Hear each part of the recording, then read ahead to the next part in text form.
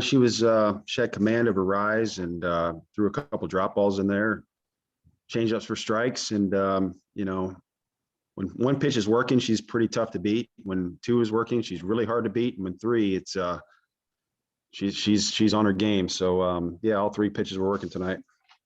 Speaking of really hard to beat, you guys beat Garcia. No one else has done that this year. What were you guys seeing from her pitching that that you were able to kind of figure out and score against her and score in the first inning even against her? I don't know. I just think we amped up practice pretty hard. Our pitcher assistant Mike throws the ball pretty hard, and we faced him the last week. And you're facing a person that throws 70, and you're seeing it every day. It just it doesn't make it any easier. I mean, she still had 7 Ks in 4 innings, but we put the bat on the ball. So we just weren't in awe. We weren't shell shocked today. By scoring those couple of runs in the top of the first, did that make everyone kind of relax into the game and get more confidence as the game went on? Did you kind of see that, the longer you guys had the lead, the more everyone was thinking that, hey, we're just as good as them. Hey, we can win this game.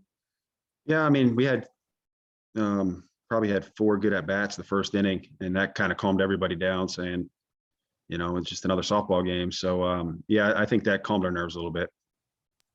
David. Coach, you described earlier this week that it would be very hard to get runs. The broadcaster in tonight's game described your offense as scrappy. Is that kind of a fair assessment as to how you guys were able to put runs on the board, that you guys had to really fight for every score? Yeah. I think Bennett is the only one with double-digit home runs, and we just got to manufacture runs, and scrappy is a good word to put it. Our top 2 at the top of the lineup set the table, and Cam had a great night, 3 for 5, and Brownie 2 for 5. So they set the table, and they're hard outs. So yeah, scrappy is a good word for it. What's the message to your team as you guys are 1 win away from the Women's College World Series, and how confident are you that this team can stay focused and kind of just put this win behind them? It's the series might as well be 0-0 at this point. Yeah, I'm really confident in our players getting over tonight's game. We don't ever look ahead. We've proved tonight we belong here. So tomorrow is just business as usual. I told them we haven't really done anything yet. We won 1 game, but that's not what we're here to do. So our team is really focused. They're just a confident bunch right now, and I think they'll get some sleep tonight and be ready to go tomorrow. Thank you. Good luck. I'm good. Thank you. Jermaine. Coach, first of all, congratulations on the victory. I got to ask you, how big was it we asked earlier, how big was it just to stay on the West Coast, to still stay acclimated with the time change and all? I think it was a big deal. I think my boss, Chris Helms, had flown home, and he said it was a good idea to fly home. But then when he got back on the plane, he's like, I should have stayed out there. So I just thank the administration for letting us stay, because I think our bodies are acclimated to the time change. I know the first couple of days we were out here, I wasn't acclimated. So I think it was a big deal to be able to stay out here. Eric. Coach, obviously a lot of the country now is getting to see Kelsey Bennett play and what she means. I've been so impressed with her even the last couple of weeks, not only what she does at the plate, but off the field, her demeanor, her tone. Is she the leader of this team? As they kind of feed off of her and she seems to set the tone that, hey, we haven't done anything yet, and they seem to follow her. Is that pretty accurate? Yeah, that's pretty accurate, but there's others too. Bailey's one, Keely's one, Mac and Darby. I mean, the whole vibe of the team is like that, really. We don't get too high. You guys see it on TV, not too high, not too low. Business as usual. We'll celebrate when the season's over, that kind of stuff. It's a really professional group, and but Bennett's surely one of the leaders on the team. Timely hitting. You had some big timely hits there, made them pay for some opportunities you got there. It's so pivotal this year. Talk about that the last couple of weeks in particular. Your timely hitting's been at a really high level. Yeah, just I always tell the kids, and it's kind of cliche, but once you're next to bat, just want the next at bat. And Brownie today, she she got the base hit to lead the game off, and then went over, and then her last at bat got a pretty big run for us. So it's a next pitch mentality. Every coach tries to preach it, but we're trying to live up to it right now. Offensively too, you made some big plays there when UCLA tried to make a run there at the end. There, keep playing a clean game, always important on the road, and you've done that. It's a big deal for us, especially. It's a big deal for everybody. But I thought the play that Addie made was a really big one for us. She was on her heels, got a bad hop, not a bad hop, but moved her feet. And it was a big play. So we played okay defense tonight. Sarah Henry. Hey, Coach. Congratulations. Thank you. Haven't seen you in person, just on the phone. Yeah. So Keely Richard, I know we talked a little bit about her, but I want to talk about the relationship in the battery.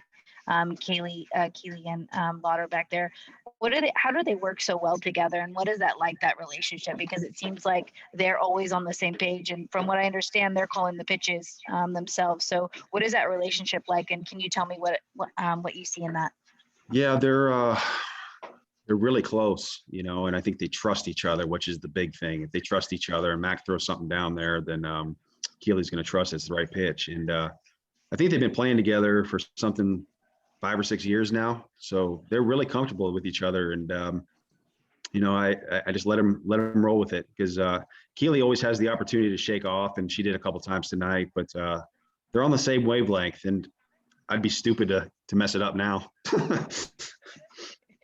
And it just seemed like Keely kept the ball down in the zone when she needed to, but obviously with that rise ball up in the zone, I mean, I'm sitting behind the plate and that thing is jumping like crazy. That was working, but then her change, I mean, she just seemed to be hitting her spots. Do you expect to see that out of her again tomorrow? Or are you worried she's got to go back into ice? Do you see that out of Keely again tomorrow? I sure hope so. I've said it a bunch. She tends to get better as the weekend goes on. So knock on wood. I don't want to jinx ourselves, but day 2, day 3, she tends to throw pretty well. So usually her Friday night game is the one. If they're going to get to her, they get to her. But we'll see. We just hope she keeps going like she was tonight. And like I said, she gives us a chance every time she's out there. Last question for me. I don't know what you said to your squad this morning, but they walked into Easton Stadium and they just didn't seem to be phased. Yeah. They came out, scored early, put the ball in play. And when they put the ball in play, they put the ball in play and hard. Mm. It wasn't, miss hits. They made solid contact. What did you say to your squad this morning before they got to the field?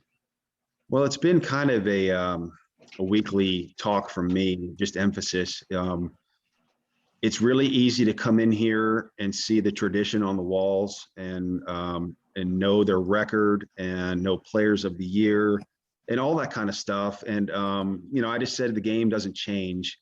And just from my personal experience, I've been here twice, and I've been fortunate to win a super regional here one time. And so it's doable. They know that I've done it before. I'm not just blowing smoke. So it kind of calmed them down a little bit. So, that was just my message was, hey, let's just go out and play. Because if you let the outside forces, it can dictate how you play and how you feel. So I just try to keep that as low key as possible.